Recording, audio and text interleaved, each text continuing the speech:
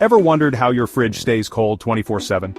When a refrigerator runs, the refrigerant gas is compressed by the compressor, raising its pressure and temperature. It then flows into the condenser at the back of the fridge, usually made of copper, where it cools down, releases heat, and becomes a liquid. This liquid refrigerant passes through a narrow capillary tube, which increases its speed and lowers its pressure and temperature. Now cold and under low pressure, the refrigerant enters the evaporator inside the fridge. There, it absorbs heat and evaporates back into gas.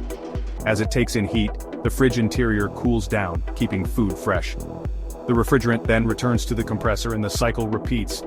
Cool, right? Like and follow for more science in 60 seconds.